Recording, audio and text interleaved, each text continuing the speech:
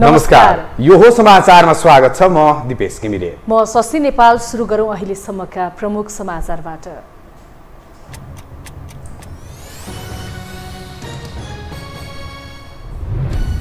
गठबन्धन सरकारले राजनीतिलाई दुश्मनीतिर लैजान खोजेको ओलीको आरोप। जातीयताको नाममा द्वन्द्व फैल्याउन खोजेको आरोप। राजनीतिमा युवालाई आकर्षित गर्नुपर्ने माछो। उम्मेदवारी दिँदा नै खर्च र आयबारे विवरण बुझाउनु पर्ने आयोगको भनाई। कानुन नबुझेसम्म इलेक्ट्रिक भोटिङ असम्भव। निर्वाचनमा सुरक्षा बाहेक 10 अर्ब खर्च हुने अनुमान।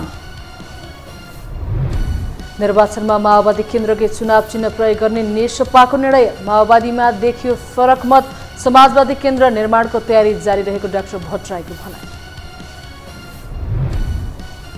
चीनसँगको सीमा नजिक भारत र अमेरिकाद्वारा संयुक्त युद्ध अभ्यासको तयारी। नियमित अभ्यास भएको भारतीय र अमेरिकी अधिकारीको दाबी। चीन भने सशंकित। र नेपाली फुटबल थप विवादमा तानिँदै प्रमुख प्रशिक्षक अल मुताइरीले प्रशिक्षणमा बोलाएका खेलाडीको सूची इन्फाले खारेज गर्यो। 40 जना खेलाडी बन्द प्रशिक्षणमा।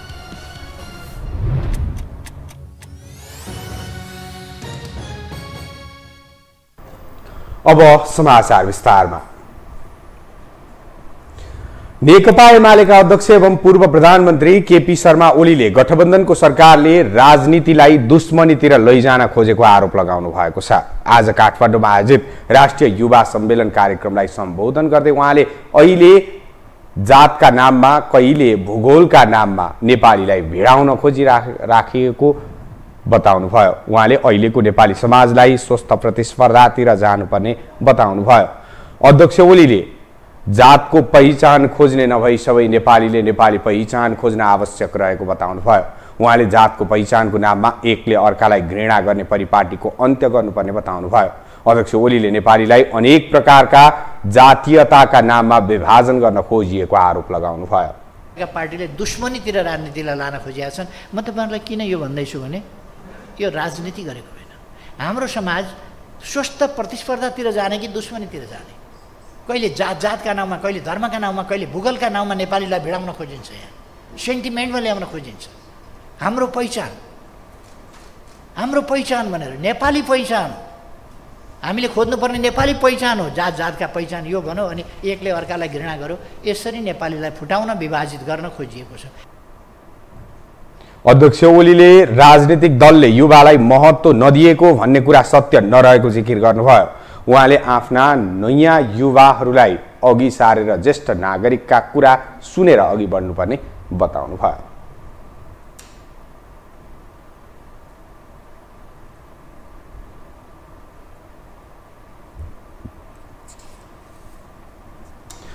देश विकासको मेरुदण्ड मानिएका युवाहरू न त नेतृत्वमा पुग्न सकेका छन्, न त उनीहरूका समस्यामा सरकार संवेदनशील नै छ। राजनीतिक क्षेत्रमा पुस्तान्तरणको बहस तर्किए पनि नेतृत्व भने बुढापाकाहरूको कब्जाबाट बाहिर आउन सकेको छैन। एक रिपोर्ट। कांग्रेस केन्द्रीय समिति बैठकमा प्रधानमन्त्री तथा सभापति शेरबहादुर देउवामाथि प्रश्न उठेपछि उनले फेरि सभापति बन्ने धम्की दिए। विधान त त्यो सम्भव नभए पनि आफूलाई किचकिच गरे विधान नै संशोधन गरेर सभापति बन्ने उनको चेतावनी थियो। देउवाको यो भनाइको कांग्रेसले अरू नेताले खुलेर विरोध गर्न सम्म सकेनन्। जुन नेतृत्वमा पुस्तान्तरणको बहस गरिरहेको कांग्रेस नेताहरूका लागि लज्जाको विषय थियो। तर यो मनोमानीमा केवल देउवा मात्र दोषी छैनन्। पार्टीभित्र पनि पुस्तान्तरण हुनुपर्ने माग राख्ने तर अन्तिममा उनलाई जिउ हजुरी गरेर सभापति बनाउने नेताहरू समेत यसका भागीदार हुन्। भलै पछिल्लो महाधिवेशनबाट युवाको सहभागिता कांग्रेसमा जबरजस्त बन्दै गएको छ। यता माओवादीको पनि हालत उस्तै छ। केही समय अघि नेपाल मजदुर किसान पार्टीका अध्यक्ष नारायण भिजुक्सेले समेत नयाँ पुस्तालाई राजनीतिमा आउन आह्वान गरेका थिए। देशमा आमूल परिवर्तन आवश्यक रहेको उल्लेख गर्दै त्यसका लागि स्वच्छ रूपमा राजनीति गर्न युवा आउनुपर्नेमा जोड दिएका उनले अहिलेसम्म भने पार्टीको नेतृत्वका लागि समेत अरूलाई योग्य देखेका छैनन्। युवा नेतृत्वको कुरा गर्ने तर 30 वर्षसम्म अध्यक्ष पद कब्जा गर्ने पुष्पकमल दाहाल प्रचण्डले चुनावमा युवाका समस्यामा गम्भीर रहेको भाषण दिन चुक्दैनन्। तर ओली विरुद्ध चुनाव लड्छु भन्ने रञ्जित तामाङ जस्ता युवा नेतालाई टिकट दिने आँट उनमा छैन। यही अवस्था एमालेमा पनि छ, जो यथार्थमा युवालाई आफ्नो विकल्पमा प्रस्तुत गर्ने आँट नभए पनि मतदातालाई प्रभावित पार्न युवा पुस्ताको नेतृत्वको बहस गर्न छाड्दैनन्। अब हाम्रो अगाडि यो देशलाई सुखी र समृद्धि विकास र समृद्धिको दिशातिर लिने नयाँ अभिभार युवाहरूको काँधमा छ। अब समृद्धिको मालिक तिमी आफै बन, देशलाई विकसित गराउने मालिक आफै बन, देशलाई विश्वको सामु चिनाउने मालिक आफै बन भनेर हाम्रो पुस्ताले एउटा मतलब हाम्रो सिनियर पुस्ताले जुन अभिभार युवाहरूको काँधमा सुम्पिएको छ, यो जिम्मेदारीलाई युवाहरूले गहन ढङ्गले आत्मसात गर्नुपर्ने अवस्था छ। औसत आयुभन्दा माथि जाँदै गर्दा रोगव्याधिले समाउने र बौद्धिक क्षमता घट्दै जानु स्वास्थ्यको सामान्य नियम हो। यही कारण नेतृत्वमा युवाको प्रश्न युरोप अमेरिकामा निकै पहिलेदेखि उठ्दै आएको हो। तर नेपालमा भने युवा राजनीतिमा आह्वान गरे जस्तो गर्ने यी वृद्ध नेताहरूकै हातभन्दा बाहिर सत्ता र दलको नेतृत्व पुग्न सकेको छैन। अघि पछि नेतृत्वमा पुस्तान्तरणको बहस गर्नेहरू पनि अन्तिम घडीमा पुरानैलाई सघाउन अग्रसर हुने गरेका छन् भने नेताहरूले नेतृत्व नै तयार नभएको भन्दै आफ्नो पुराना बाचा बिर्सँदै आएका छन्। तर साना दलमा भने यो समस्या नरहेको राप्रपाका प्रवक्ता ज्ञानेन्द्र शाहीको दाबी छ। अवसरका हिसाबले साना दलमा युवालाई सहज भए पनि दलकै प्रभाव कम हुँदा नेतृत्वमा युवा पुग्ने प्रयास सार्थक हुन नसकेको उनको भनाइ छ। म अहिले 30 वर्षको भए यो पार्टीको प्रवक्ता छु। प्रवक्ता मात्र होइन नि त, कार्य सम्पादन समितिको सदस्य पनि छु, जो हाम्रो राप्रपाको हेडक्वार्टर हो, जहाँ 20 जना 21 जना मात्रै छन्। भनेपछि 30 वर्षको उमेरमा कि त पञ्चायतकालमा कोही भयो होला नि, तर 46 सालभन्दा पछाडि कोही मान्छे आजसम्म पार्टीको प्रवक्ता र कार्य सम्पादन अर्थात् तपाईँको पोलिट ब्युरो सदस्य भएको छ, अर्थात् तपाईँको सदनमा सिट भएको पार्टीको छैन। यसको मतलबमा हामी युवा नेतृत्वका साथ अगाडि बढाएको छौँ। हुन त नेतृत्वमा पुग्न कसैले टीका लगाइदिने भन्दा आफैले प्रयत्न गर्न आवश्यक छ। तर युवा भनिएकाहरूले यो सम्भावना कम देख्दा नेतालाई खुसी पार्ने र पाएको भाग हत्याउने प्रवृत्ति बढ्दै गएको छ। यसैलाई चिर्न स्वतन्त्र रूपमा आगामी चुनावका लागि आकांक्षी बन्नेको संख्या बढ्दै गएको छ। तर उनीहरू समेत एक हुन सकेका छैनन् भने पार्टीभित्र युवाले विद्रोह गर्ने सम्भावना न्यून छ। संघीय निर्वाचनको मिति नजिकिएसँगै के दलहरूले नै युवालाई अघि सार्लान् त? प्रतिवेदनमै हामीले उल्लेख गरेका छौँ। राजनीति अथवा नेतृत्व भने चाहिँ हामीले तीनटा टरेली, खास गरी अघिल्लो पुस्ता जसले नेतृत्व क्रान्तिको अगुवाई गर्यो, बिचको एउटा ब्रिजिङ पुस्ता जसले चाहिँ तपाईँको अघिल्लो पुस्ता र नयाँ युवा पुस्ताको बिचको चाहिँ ब्रिजको काम गर्छ, र अनि त्यसपछि नयाँ जेनेरेसन। यो तीनटै पुस्ताको कम्बिनेसन चाहिँ पार्टी नेतृत्व हो अहिले नेकपा एमाले हो। त्यसैले यो तीनटै पुस्तालाई समेटेर हामीले चाहिँ नेतृत्व पनि स्थापित गर्छौँ। त्यति मात्रै होइन, आगामी निर्वाचनमा लड्ने कुरामा पनि त्यो सबै कुरालाई समेटेर अगाडि बढ्छौँ। यति बेला सामाजिक सञ्जालमा पूर्व प्रधानमन्त्री र टेस्टेडहरू हटाउने अभियान नै चलेको छ। स्वतन्त्र र पार्टीकै भए पनि नयाँ युवा नेतृत्व आउनुपर्ने बहसलाई चर्को बनाइएको छ। तर भातृ सङ्गठनबाटै नेताको निगाहमा राजनीति गर्दै आएकाहरूले यो विद्रोहमा साथ दिलान् त? प्रश्न गहन बनेको छ। मङ्सिर 4 मा हुने संसदीय निर्वाचनका लागि गठबन्धनमा आबद्ध 5 दल बीच भागबण्डाको चटारो छ। सरकार र गठबन्धनको नेतृत्व गरेका प्रधानमन्त्री शेरबहादुर देउवालाई सबैको मन बुझाउनु पर्ने दायित्व पनि छ। तर आफ्नै पार्टीको शेखर समूहले अन्तर्द्वन्द्व चर्काएपछि देउवा थप सङ्कटमा परेका छन्। एक रिपोर्ट। नेपाली कांग्रेसको हातमा सत्ताको चाबी छ। भागबण्डाको चालक सिटमा पनि नेपाली कांग्रेस नै छ। तर नेपाली कांग्रेस भित्र नै भागबण्डाको भाँड भैलो छ। पार्टी र सरकार सञ्चालनको मोर्चामा इतर समूहको अस्तित्वलाई स्वीकार नगरी प्रधानमन्त्री समेत रहेका सभापति शेरबहादुर देउवा एकलौटी ढङ्गले अघि बढेको निष्कर्ष निकाल्दै शेखर समूहले 40% को हिस्सा दाबी गरेको छ। अब देउवालाई शिरमा टोपी छैन, खुट्टामा खोल जस्तो भएको छ। किनकि गठबन्धनमा सहभागी 5 दल र गठबन्धनमै सामेल हुन खोजिरहेका 3 दलको व्यवस्थापन र बाँडफाँड मिलाउने जिम्मा पनि देउवाकै काँधमा छ। तर आफ्नै पार्टीको असन्तुष्ट समूहलाई भाग पुर्याएर जान देउवाका लागि दबावपूर्ण बन्दै गएको छ। न्यायपूर्ण र विवेकपूर्ण निश्चित मापदण्डको आधारमा टिकट वितरण प्रथालाई चाहिँ स्थापित गराएर चाहिँ नि प्रत्येक कार्यकर्तालाई हो यो जो पर्यन्त न्यायपूर्ण भएको छ भन्ने कुराको स्थापित गर्नुपर्ने अहिले नेतृत्वको दायित्व। त्यसको निम्ति हामीले संस्थापन पक्ष त्यसको नेतृत्वले गम्भीरतापूर्वक सोच्ला भनेर आशा पनि गरेका छौँ, विश्वास पनि गरेका छौँ। अब के हुन्छ अब हेर्दै जाउँ पर अझै रूप देखिन्छ कस्तो हुन्छ नि। 5 दलीय गठबन्धनमा सिट बाँडफाँडको गृह कार्य चलिरहेका बेला शेखर समूहले 40% को माग दाबी गरेको हो। पार्टीको 14औं महाधिवेशनमा देउबासँग भिडेका शेखरले 40% भन्दा बढी कार्यकर्ताको मत पाएकै कारण बाँडफाँडमा समेत सोही बहुमत हिस्सा पाउनु पर्ने उनीहरूको दाबी छ। यसका लागि गठबन्धनबाटै 60% हिस्सा कांग्रेस एक्लैले पाउनु पर्ने गरी भागबण्डा गर्न शेखर समूहले देउबालाई दबाब दिइरहेको छ। यस्तो नीतिका पछाडि आगामी निर्वाचनपछि पनि देउबाले आफूलाई नै प्रधानमन्त्री हुने गरी टिकट वितरणमा एकलौटी गर्छन् कि भन्ने मनोविज्ञान कांग्रेसमा देखा परेको छ। त्यसको अवरोधका लागि शेखर समूहका पदाधिकारी शनिबार बालुवाटारको कोठे बैठकमा व्यस्त थिए। युवा नेताहरूको बैठक 32 पुतलीमा बसेको थियो। लगातार केही दिनदेखि गुटगत भेला चलाइरहेको यो समूहले देउबाबाट पक्का मनोमानी हुने निष्कर्ष निकालेपछि आफ्नो समूहको धारणा राख्न देउबासँग समय माग गरेको थियो। तर व्यस्तताको कारण देखाएर देउबाले शेखरलाई समय नदिएपछि तिक्तता झनै चुलिएको छ। हाम्रो दुई पार्टी मिल्यो नि, त्यो बेला 40-60 कै मापदण्डमा मिलायो। त्यो पछाडि पनि यो अघिल्लो चाहिँ निर्वाचनसम्म पनि त्यो 40-60 कै कुरामा चाहिँ यो पार्टी त्यही गोल चक्करमा त्यही गुटबन्दीको एजेन्डामा यो पार्टी चाहिँ अड्किएको अवस्था हो। र अब अहिले मलाई के लाग्छ भने तपाईको चाहिँ अब यो चाहिँ वास्तवमा चाहिँ अब केन्द्रीय समितिले नै हामीले चाहिँ अन्य दलहरूसँग कार्यगत एकता गर्ने निर्वाचनमा भनेर चाहिँ पास गरिसके पछाडि अब यो 40-60 वाला कुरा पनि एउटा पोइन्टमा गएर चाहिँ नेगोसिएसनमा चाहिँ पुग्छ वास्तवमा भन्ने मेरो विश्वास छ। देउबाले चाहेको भन्दा अर्को व्यक्तिले टिकट नपाउने गरी शनिबार बसेको कार्य सम्पादन समितिको बैठकले अधिकार दिएको छ। अब देउबाको हस्ताक्षर बिना रुख चिन्हबाट टिकट पाउने सम्भावना छैन।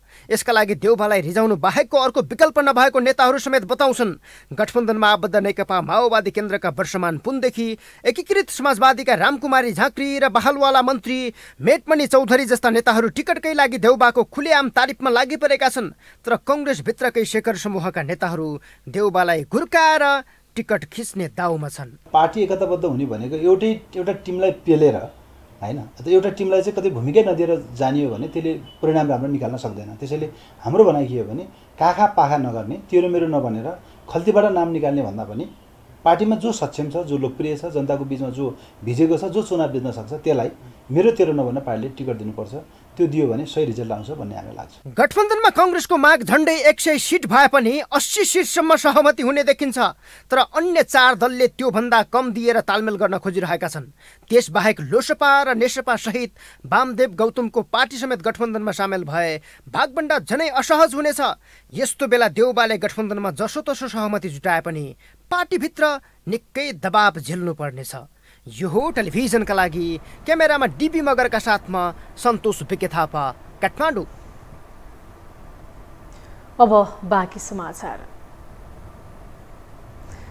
प्रमुख निर्वाचन आयुक्त दिनेश कुमार थपलियाले आगामी निर्वाचनको सुरक्षाका लागि सेना निवृत्त सुरक्षाकर्मीलाई पहिलो प्राथमिकतामा राख्न सरकारलाई सुझाव दिएको बताउनु भएको छ। आज निर्वाचन आयोग नेपालले आयोजना गरेको सम्पादकहरूसँगको छलफलमा उहाँले सेना निवृत्त भएका सुरक्षाकर्मीहरूलाई जुन पदबाट सेना निवृत्त भएका हुन् सो सरहको तलब सुविधा दिएर राखे तालिम प्राप्त जनशक्ति प्राप्त हुने र राज्यको खर्च पनि कम लाग्ने बताउनु भयो। हामीले प्रष्ट के भनेका छौँ भने सेवा निवृत्त सुरक्षाकर्मीलाई त्यहाँ लगाउँ, उसलाई जुन पदबाट निवृत्त भएको छ त्यही पदको बराबरको केही तलब सुविधा दिउँ।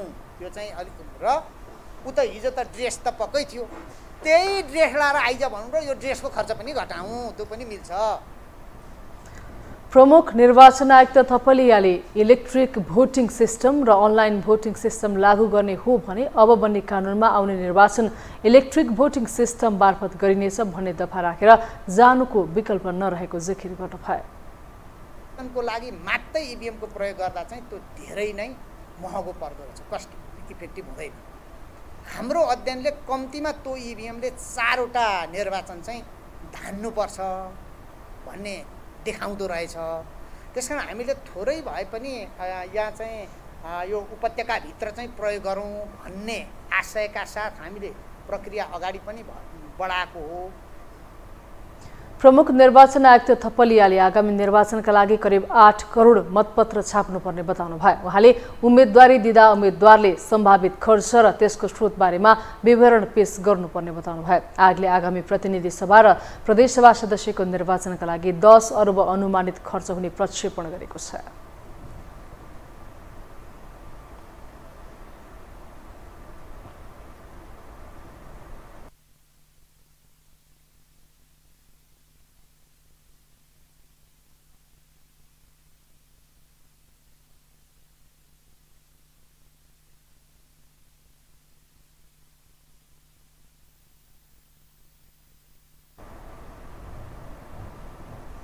सरकारले सबै तहका निजामती कर्मचारीहरूको नयाँ तलबमान र ग्रिड स्वीकृत गर्ने निर्णय गरेको छ। यही साउन 26 गते बसेको मन्त्री परिषद बैठकको निर्णय आइतबार सार्वजनिक गर्दै सञ्चार तथा सूचना प्रविधि मन्त्री ज्ञानेन्द्र बहादुर कार्कीले तलबमान र ग्रिड स्वीकृत भएको बताउनुभयो। प्रवक्ता कार्कीका अनुसार सरकारले साउन 1 गतेदेखि लागू हुने गरी आर्थिक वर्ष 2079-80 को नयाँ तलबमान र ग्रिड सरकारले स्वीकृत गरेको हो। आगामी भदौ 7 देखि 9 मा संयुक्त राष्ट्रसङ्घको आयोजनामा थाइल्यान्डको राजधानी ब्याङ्ककमा हुने south exchange on preparing smooth transition strategy graduating cohort of 2021 कार्यक्रममा सहभागीका लागि राष्ट्रिय योजना आयोगका सचिवलाई स्वीकृत दिने, विश्व ब्याङ्कबाट हरित उत्पादनशील र समावेशी विकासका लागि प्राप्त हुने अमेरिकी डलर 100 मिलियन करिब रु 12 अरब 70 करोड सहुलियतपूर्ण ऋण सहायता स्वीकार गर्ने। सरकारले विश्व ब्याङ्कबाट हरित उत्पादनशील र समावेशी विकासका लागि प्राप्त हुने 100 मिलियन अमेरिकी डलर करिब 12 अर्ब 70 करोड रुपियाँ बराबरको सहुलियतपूर्ण ऋण सहायता स्वीकार गर्ने निर्णय पनि गरेको छ।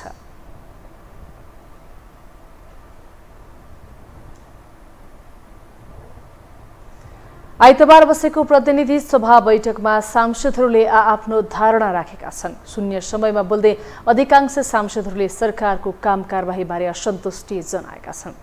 काठमाडौँमा 71 दिनदेखि फोहोर उठ्न नसकेको, अन्तर्राष्ट्रिय बजारमा इन्धनको मूल्य घटेको भए पनि सरकारले नघटाएको, मधेसका मिटर ब्याज साहु पीडित नागरिकलाई न्याय नदिएको अनि निहारिका राजपूतले राष्ट्रपति भवन अगाडि आत्मदाह गर्ने अवस्था किन आयो भन्दै सांसदहरूले प्रश्न समेत गरेका छन्। प्रतिनिधि सभाको शून्य समयमा बोल्दै सदस्य भूमि प्रसाद त्रिपाठीले स्थानीयको माग सम्बोधन गरेर मात्रै काठमाडौँको फोहोर बन्चरी ल्यान्डफिल साइडमा विसर्जन गर्न माग गरेका छन्। उनले सरकारले गरेका प्रतिबद्धता र सम्झौताहरूको व्यवस्था गर्दै जबरजस्ती बलपूर्वक फोहोर विसर्जन गर्न खोजिएको बताए। ऐनले प्रभावित क्षेत्रको जग्गा अधिग्रहण, सडक निर्माण तथा सुधार, लिकचड व्यवस्थापन, दुर्गन्ध र धुलोरहित वातावरणका लागि फोहोर गाडीहरू सफाई गरेर फिर्ता गर्नुपर्ने स्थानीयको माग सम्बोधन हुनुपर्ने पनि बताएका छन्। तर सरकारको तर्फबाट सञ्चालनमा आउनु पूर्व नै आफूले कबुल गरेका प्रतिबद्धता र सम्झौताहरूको व्यवस्था गर्दै जबरजस्ती बलपूर्वक फोहोर विसर्जन गर्न खोज्नुले स्थानीय बासिन्दाहरू आक्रोशित हुनु स्वाभाविक हो। प्रभावित क्षेत्रको जग्गा अधिग्रहण, सडक निर्माण तथा सुधार, लिचड व्यवस्थापन, दुर्गन्ध र धुलोरहित वातावरणको लागि फोहोर गाडीहरू सफाई गरेर फिर्ता गर्ने लगायत स्थानीय बासिन्दाहरूको जीवनसँग प्रत्यक्ष जोडिएका विषयहरूलाई तत्काल सम्बोधन गरेर मात्रै फोहोर विसर्जन गर्न जोरदार माग गर्दछु। त्यस्तै प्रतिनिधि सभा सदस्य मायादेवी नेउपानेले सरकारले जनताको माग अनुरूप केही दिन नसकेकाले सरकारको नाम छैन बहादुर, दिन्न बहादुर र सक्दिन बहादुर राख्नुपर्ने टिप्पणी गरेकी छिन्। उनले सरकार मक्सिर 4 गते हुने निर्वाचनपछि कमण्डलु लिएर बनारस जानुपर्ने बताइन्। निर्वाचनपछि नेकपा एमालेका अध्यक्ष केपी शर्मा ओली प्रधानमन्त्री हुने उनको दाबी छ। विद्यार्थीलाई किताब दिन सक्दैन, किसानलाई मल बिउ र सिँचाइ दिन सक्दैन, व्यवसायीलाई कच्चा पदार्थ दिन सक्दैन, उद्योगीलाई सञ्चालन गर्न अवरोध गर्छ। त्यसकारणले यो सभामुख महोदय, यो केही पनि दिन नसक्ने सरकारको नाम छैन बहादुर, दिन्न बहादुर र सक्दिन बहादुर राखौँ कि कसो? प्रतिनिधि सभा सदस्य योगेश भट्टराईले काठमाडौँमा 71 दिनदेखि फोहोर उठ्न नसकेको भन्दै सरकारको आलोचना गरे। उनले काठमाडौँ महानगरपालिकाको मेयर बालेन्द्र शाहलाई फोहोर उठाउने सन्दर्भमा सरकारको भर नपर्न सुझाव दिए। उनले एमाले सहयोग गर्न तयार रहेको भन्दै ठोस प्रस्तावसहित एमालेसँग संवादमा आउनका लागि मेयर शाहलाई आग्रह पनि गरे। यसअघि काठमाडौँको फोहोर 14 दिनसम्म नउठेको इतिहास छ। आज 71 दिन भयो, प्रधानमन्त्रीले कुनै पहल गर्नुभएको छैन। सम्बन्धित मन्त्रीहरू बेखबर छन्। त्यस्तै झाडा पखाला, हैजा लगायत काठमाडौँको फोहोरले काठमाडौँलाई डुङडुङ्ती गराउने अवस्थामा पुगेको छ। यो सरकारले कुनै पहल कदमी गर्न सक्दैन। यो सरकारको हुती पनि छैन। त्यसैले म सरकारको ध्यानाकर्षण गर्दिनँ। आज म काठमाडौँका मेयर बालेन्द्र शाहलाई भन्न चाहन्छु। प्रतिनिधि सभा सदस्य राजेन्द्र कुमार केसीले अन्तर्राष्ट्रिय बजारमा पेट्रोलियम पदार्थको मूल्य घट्दा पनि आयल निगम चुप लागेर बसेको बताए। उनले स्वचालित रूपमा पेट्रोलियम पदार्थको मूल्य निर्धारण गर्न माग गरे। सभामुख महोदय, अन्तर्राष्ट्रिय बजारमा पेट्रोलियम प्रडक्टको मूल्य घट्ने क्रममा छ। विशेष गरेर क्रुड आइलको भाउ एक महिनामा 30% घटेको छ। तर नेपालमा भने घटेको छैन। आयल निगमले अटो प्राइसिङ सिस्टममा हरेक 15 दिनमा इन्डियन आइओसीबाट चाहिँ प्राइस दिने गर्छ। त्यसै गरी प्रतिनिधि सभा सदस्य रामवीर मानन्दाले काठमाडौँको फोहोर इच्छा शक्ति भएको मान्छेले मात्रै उठाउन सक्ने भन्दै आफ्नो नेतृत्वमा शक्तिशाली संसदीय समिति गठन गर्न माग गरे। राजधानी काठमाडौँको व्यवस्थापनका लागि समिति आवश्यक भएको उनको भनाइ छ। हामीसँग समाचार बाँकी नै छन्, अहिलेलाई विश्राम।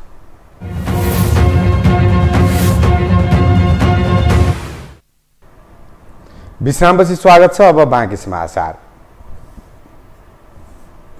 नेकपा माओवादी केन्द्रकै चुनाव चिन्हमा निर्वाचनमा जाने गरी प्रचण्ड र बाबुराम भट्टराई बीच सहमति भएको छ।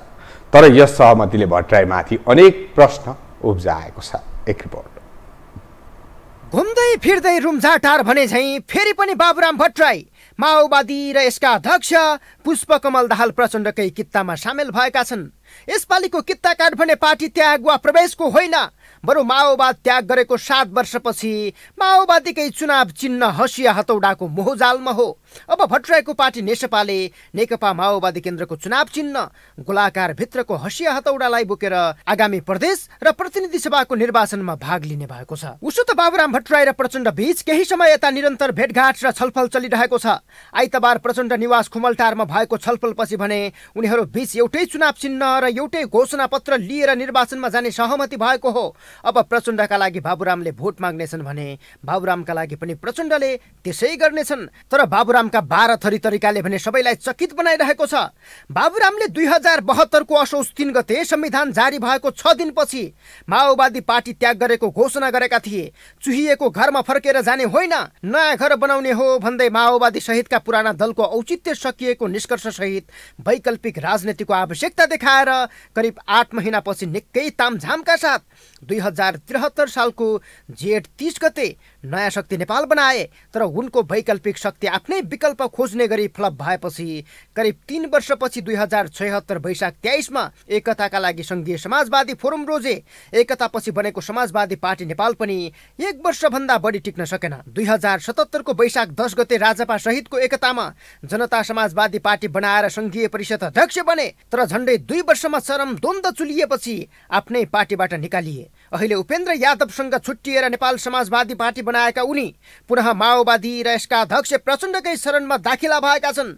चरम निराशाबाट चलिरहेको बाबुराम यात्रा कहाँ रोकिन्छ अन्यलग्रस्त छ। कुनै बेला चुहिएको घर भनेको माओवादी अहिले बाबुरामका लागि ओत लाग्ने ठाउँ बनेको छ। पार्टी छोड्दा मात्रै नभएर पछि पनि बाबुराम भट्टराईले पुराना राजनैतिक दलका नीतिमाथि चर्को आलोचना गर्दै आएका थिए। उनको पार्टीका नेता कार्यकर्ता भने निरन्तर उनको साथबाट छोड्दै बाहिरिरहे।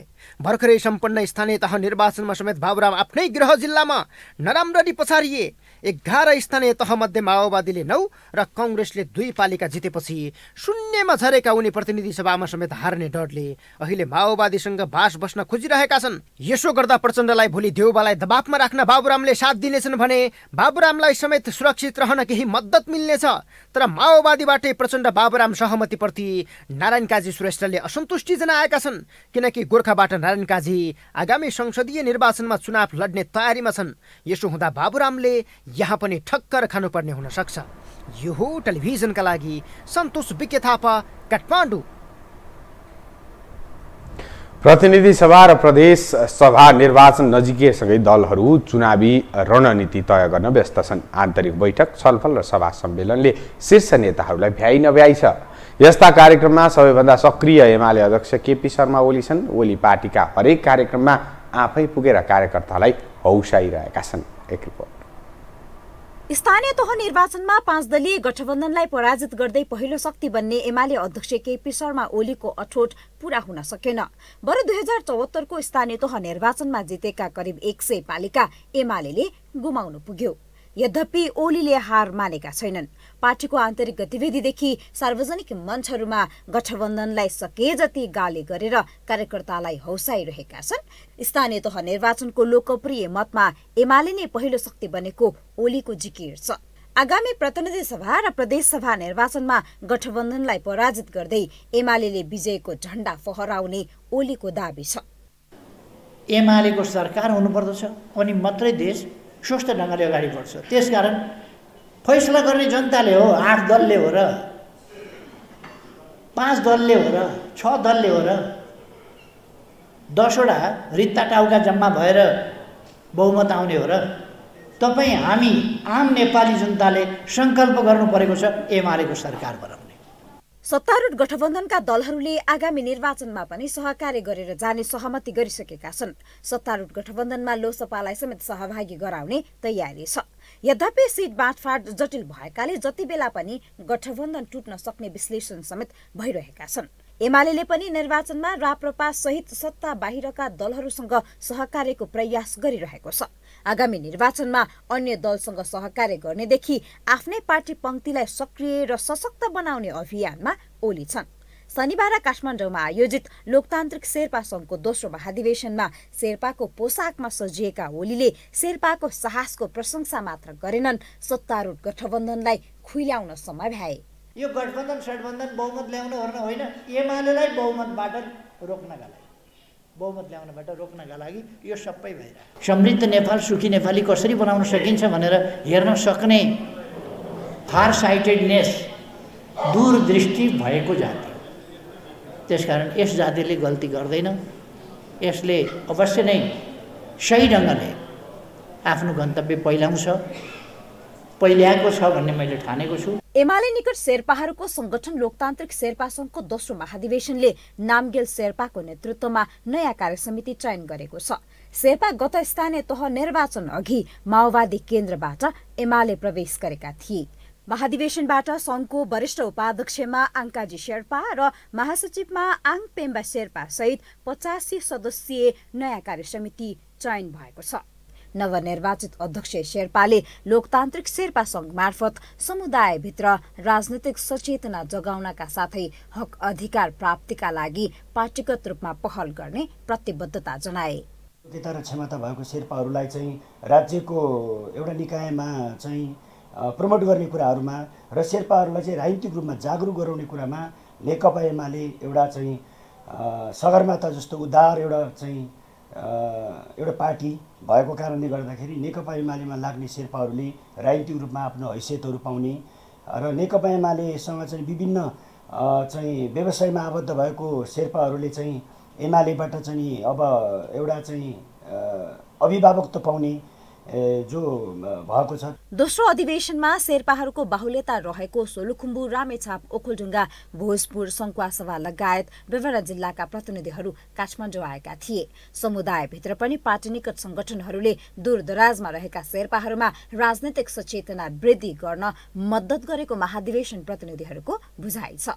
समुदायको राजनैतिक विकास र प्रतिनिधित्व गर्न अधिकार प्राप्तिका लागि समेत महत्त्वपूर्ण भूमिका निर्वाह गरेको उनीहरूको तर्क छ। गाउँठाउँमा चाहिँ अद्भुत क्षमता भएका युवाहरूलाई चाहिँ राजनीतिक चेतनालाई जागरुक गराउँदै भावी पुस्ताहरूलाई चाहिँ यो देशको नेतृत्व गर्ने, यो देशको कर्णधार युवाहरूलाई चाहिँ नेतृत्व गर्नका लागि चाहिँ फाइदा गर्दछ। विशेष गरी हामी शेर्पा समुदाय, हामीमा राजनीतिक चेतना र राजनीतिक जागरणहरू अलिक कम छ र राजनीतिक चेतनासहित राजनीतिक जागरणका निम्ति र शेर्पा समुदायहरूलाई एउटा राजनीतिक मूलधारमा चाहिँ एउटा नेतृत्व गराउनका निम्ति स्थापित गराउनका निम्ति चाहिँ अब यसमा चाहिँ अब आबद्ध हुनुपर्छ, उपस्थित हुनुपर्छ। हिमाल आरोहण मार्फत विश्वचर्चित बनेका शेर्पा समुदायले पछिल्लो समय राजनीतिक क्षेत्रमा समेत सक्रियता बढाएको देखिन्छ। तथापि राजनीतिक दलहरूले शेर्पा समुदायको अर्थपूर्ण प्रतिनिधित्व र सहभागिताका लागि भने कति जोडबल गर्छन् भन्ने विषय आफैमा सोचनीय छ। यो हो टेलिभिजनका लागि क्यामेरामा डीबी मगरका साथमा निम्लेकी शेर्पा, काठमाडौँ। अब बाँकी समाचार। संघीय राजधानी काठमाडौँमा महिना दिन यता नियमित फोहोर उठ्न सकेको छैन। उपत्यकाको साँघुरो गल्लीदेखि मुख्य सडक छेउछाउ फोहोरको चाङले भरिन थालेको छ। यत्र तत्र थुप्रिएका फोहोरको डङ्गुर र दुर्गन्धले सर्वसाधारणको दैनिकी कष्टकर बनेको छ। एक रिपोर्ट। कुनै राजनीतिक दलको झण्डा मुनि नपरी, नेताको चाकडी नगरी धराने जनताको समस्या ओकालत गरेरै स्वतन्त्र रूपमा आफ्नो बलबुतोमा धरान उपमहानगरको मेयर बनेका मेयर हर्क साम्पाङ आइतबार काठमाडौँ ओर्लिए। काठमाडौँ ओर्लिएको केही घण्टा नबित्दै उनले आफ्नो सामाजिक सञ्जालमा काठमाडौँको फोहोरमाथि व्यङ्ग्य गर्दै लेखे, काठमाडौँको चिल्ला र फराकिला सडक किनारामा फोहोरको डङ्गुर देख्दा त खाल्डाखुल्डी बाटो भए पनि धरानै सफा लाग्यो।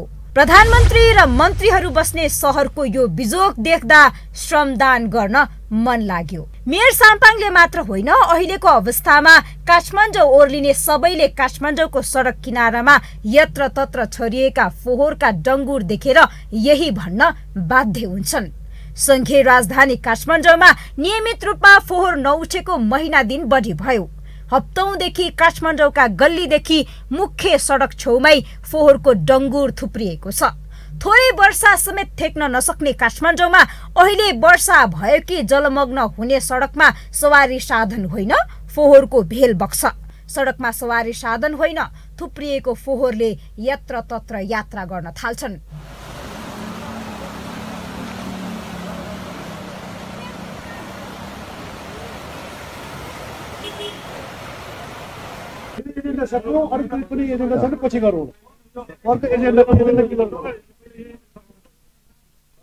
त्यही हुनेको आज एउटै मात्र एजेन्डा हो, पर्ने समाधान गर्ने अहिले गरौँ, त्यो छलफल गरेर।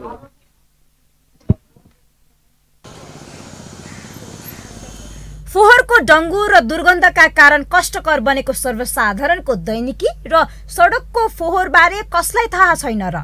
सबै जानकार छन्, तर फोहोरको दीर्घकालीन रूपमा व्यवस्थापन गर्नको सट्टा यसलाई राजनीतिक दाउपेच बनाइराखेका छन्। नपत्याए यो सुनौ त। यसअघि काठमाडौँको फोहोर 14 दिनसम्म नउठेको इतिहास छ। आज 71 दिन भयो, प्रधानमन्त्रीले कुनै पहल गर्नुभएको छैन। सम्बन्धित मन्त्रीहरू बेखबर छन्। त्यस्तै झाडा पखाला, हैजा लगायत काठमाडौँको फोहोरले काठमाडौँलाई डुङडुङती गराउने अवस्थामा पुगेको छ। यो सरकारले कुनै पहल कदमी गर्न सक्दैन। यो सरकारको हुती पनि छैन। त्यसैले म सरकारको ध्यान आकर्षण गर्दिनँ। आज म काठमाडौँका मेयर बालेन शाहलाई भन्न चाहन्छु, आउनुहोस् ठोस प्रस्तावसहित नेकपा एमालेसँग त्यो भिजन छ, त्यो दृष्टिकोण छ। नेकपा एमाले पूर्ण क्षमताका साथ तपाईँलाई सहयोग गर्न तयार छ। यदि तपाईँ सरकारको भर पर्नुभयो भने तपाईँ असफल हुने निश्चित छ। काठमाडौँको बर्बादी हुनेछ। सांस्कृतिक सहर काठमाडौँलाई सबै मिलेर रक्षा गरौँ। धन्यवाद। नागरिकको समस्या सम्बोधन गर्नु सबैको उत्तिकै दायित्व हुन्छ, तर काठमाडौँको फोहोरको व्यवस्थापन गर्ने जिम्मा मेयर बालेनको मात्र हो। संघीय सरकारले हस्तक्षेपकारी पहल किन गर्दैन? संघीय सरकार, प्रदेश सरकार, सरकारी पार्टी, विपक्षी दल के सत्ता र भत्ताका लागि मात्र हो? अरू सरकारवालाको भूमिका खै? वर्षौंदेखि हुने गरेको फोहोर माथिको राजनीतिले काठमाडौँ उपत्यकाको फोहोर व्यवस्थापन थप जटिल बनिरहेको छ। नीतिगत निर्णय गर्ने ओहदामा बसेकाहरू आश्वासनमै रमाइरहेका छन्। त्यो ठाउँका बन्चरे डाँडाका केटा मान्छे, राम्रा क्वालिफाइड केटाहरूले पनि राम्रो श्रीमती नपाउने, धेरै राम्रो छोरी मान्छेहरू पनि यो ठाउँको हो भनेपछि अलि नेगेटिभ वेबाट लिने। अब शहरी विकास मन्त्रालयको जिम्मेवारी आज मैले लिएको छु। यहाँलाई सफा गर्ने जिम्मेवारी, नैतिक जिम्मेवारी मेरो पनि हो। त्यो कारणले काठमाडौँ महानगरपालिकासँग कोर्डिनेसन गरेर मैले क्विक यसको व्यवस्थापन गर्छु र काठमाडौँको जनताहरू अब फोहोर व्यवस्थापन गराए बापत पैसा होइन, स्रोत साधन दिए बापत पैसा पाउनेछ। उपत्यकाका चोक तथा गल्लीमा हरेक वर्षायाममा जस्तै अहिले पनि फोहोरको डङ्गुर र दुर्गन्धले मानव स्वास्थ्यमा समेत जटिलता बढ्ने डर छ। सर्वसाधारणको दैनिकी कष्टकर बनिरहेको छ। अझै पनि प्रदेश तथा संघले पहल नगर्ने हो भने वर्षा र चर्को घाममा फोहोरबाटै महामारी फैलिने जोखिम बढ्ने निश्चित छ। यसतर्फ सबैको ध्यान आकर्षण हुन जरुरी छ। यो हो टेलिभिजनका लागि क्यामेरामा रविन्द्र तिमल सिन्हाका साथमा निम्लेकी शर्पा, काठमाडौँ।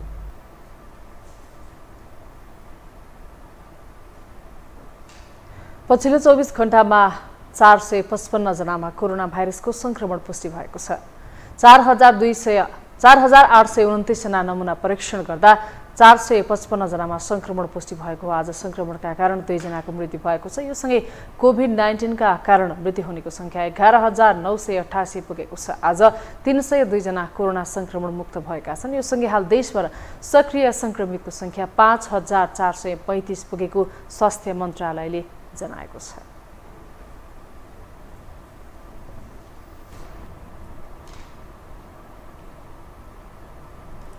अब बाँकी समाचार।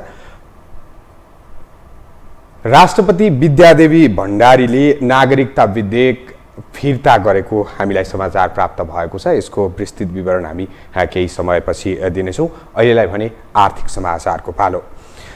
साताको पहिलो कारोबारको दिन आइतबार नेप्से परिसूचकमा गिरावट आएको छ। आइतबार नेप्से परिसूचक 27.92 अङ्कले घटेर 2010.01 बिन्दुमा झरेको हो। त्यस्तै सेन्सिटिभ इन्डेक्स 4.76 अङ्कले घटेको छ भने फ्लोड इन्डेक्स 1.79 अङ्क र सेन्सिटिभ फ्लोड इन्डेक्स 1.75 अङ्कले घटेको छ। आइतबार कारोबारमा आएका 227 कम्पनीको 45,59,022 किता सेयर 1,87,82,81,897 रुपियाँ बराबरको कारोबार भएको छ। अन्य दिनको भन्दा आइतबार कारोबार रकममा समेत गिरावट आएको हो। नेप्सेका 13 वटै उपसमूहको सूचक नकारात्मक देखिएको छ।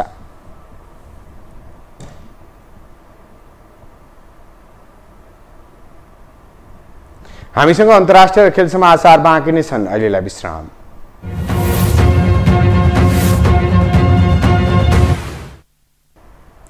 विश्रामपछि पुनः स्वागत छ। अब पालो अन्तर्राष्ट्रिय समाचारको।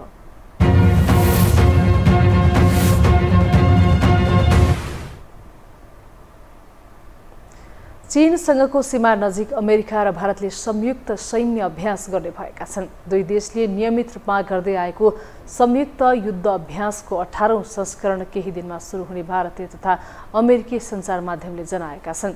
यो वर्षको सैन्य अभ्यास सीमा विवाद रहेको चीनसँगको सीमा क्षेत्रबाट 100 किलोमिटर भन्दा कमको दूरीमा हुने तयारी छ। उत्तराखण्डको औलीमा 10,000 फिटको उचाइमा हाई अल्टिच्युड युद्ध अभ्यास हुने भएको हो। भारतीय सेनाका शीर्ष अधिकारीले त्यसको पुष्टि गरेको अमेरिकी सञ्चार माध्यम CNN ले जनाएको छ। दुवै देशका अधिकारीले नियमित अभ्यास भनेका छन्, तर चीनले भने सशंकित बनेको छ। सैन्य अभ्यासका लागि तय भएको औली चीनसँगको सीमा क्षेत्रको लाइन अफ एक्चुअल कन्ट्रोलबाट 95 किलोमिटरको दूरीमा पर्छ। सन् 2020 को जुनमा सीमा क्षेत्रमा भएको भिडन्तमा कम्तीमा 20 भारतीय सैनिक मारिएका थिए। उक्त भिडन्तमा 4 चिनिया सैनिकको पनि मृत्यु भएको थियो।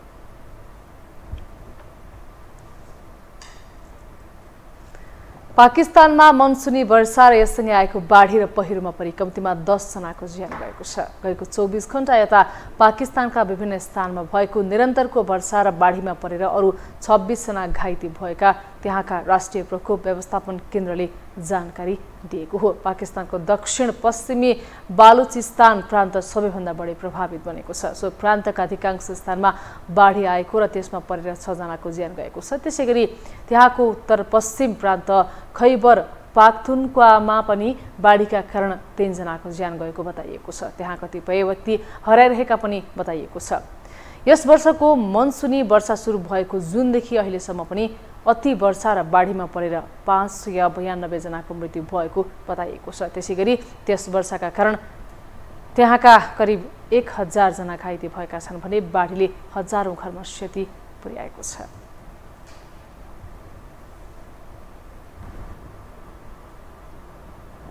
अब पालो खेल समाचारको।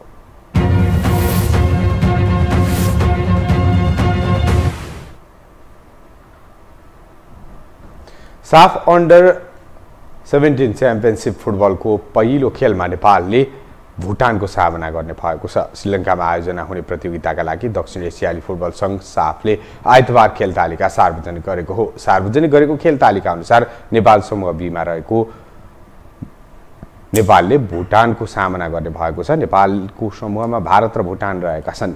नेपालले भुटानसँग भदौ 22 मा प्रतिस्पर्धा गर्नेछ। समूह एमा आयोजक श्रीलङ्का, मालदिप्स र बङ्गलादेश रहेका छन्। समूहको शीर्ष 2 टोलीले सेमिफाइनलमा स्थान बनाउनेछन्।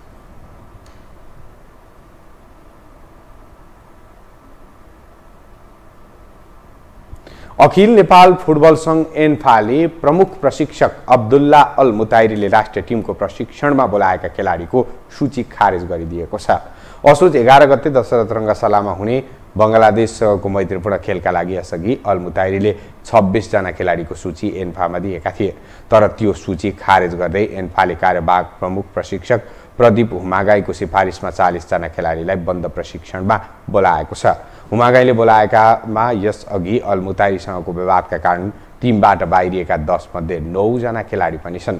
प्रशिक्षकसँगको विवादपछि किरण कुमार लिम्बू, सुजल श्रेष्ठ, रोहित चन्द, अनन्त तामाङ, अञ्जन विष्ट, तेज तामाङ, सुमन लामा, विशाल राई, विमल घरती मगर, विशाल श्रेष्ठ टिमबाट बाहिरिएका थिए। यसअघि अल मुताइरीले माग गरेको सूचीमा खेलाडी प्रशिक्षक विवादमा मुछिएका अञ्जन विष्ट र तेज तामाङको मात्र नाम समावेश छ। अल मुताइरी बिरामी विधामा रहेको भन्दै एन्फाले हुमागाईलाई कार्यवाहक प्रमुख प्रशिक्षक नियुक्त गरेको थियो।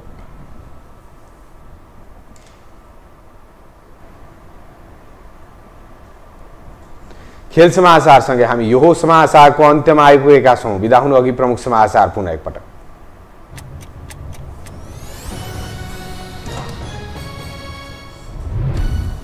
गठबन्धन सरकारले राजनीतिलाई दुश्मनीतिर लैजान खोजेको ओलीको आरोप। जातीयताका नाममा द्वन्द्व फैलाउन खोजिएको दाबी। राजनीतिमा युवालाई आकर्षित गर्नुपर्नेमा जोड। उम्मेदवारी दिँदा नै खर्च र आय बारेमा विवरण बुझाउनु पर्ने आएको भनाई। कानुन नबनेसम्म इलेक्ट्रिक भोटिङ असम्भव। निर्वाचनमा सुरक्षा बाहेक 10 अर्ब खर्च हुने अनुमान। निर्वाचनमा माओवादी केन्द्रकै चुनाव चिन्ह प्रयोग गर्ने नेसभाको निर्णय। माओवादीमा देखियो फरक मत। समाजवादी केन्द्र निर्माणको तयारी जारी रहेको डाक्टर भट्टराईको भनाई। चीनसँगको सीमा नजिक भारत र अमेरिकाद्वारा संयुक्त युद्ध अभ्यासको तयारी। नियमित अभ्यास भएको भारतीय र अमेरिकी अधिकारीको दाबी। चीन सशङ्कित। र नेपाली फुटबल थप विवादमा तानिँदै प्रमुख प्रशिक्षक अल मुताइरीले प्रशिक्षणमा बोलाएका खेलाडीको सूची एन्फाले खारेज गर्यो। 40 जना खेलाडी बन्द प्रशिक्षणमा।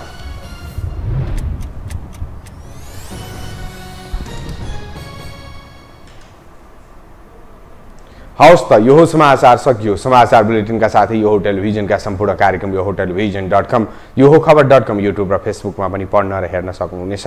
मोबाइलमा यो टिभी एप डाउनलोड गरी हामीलाई प्रत्यक्ष हेर्न सक्नुहुनेछ। तथ्यसहितको निष्पक्ष समाचार तथा मनोरञ्जनका लागि हेर्दै रहनुहोला यो टेलिभिजन। नमस्कार।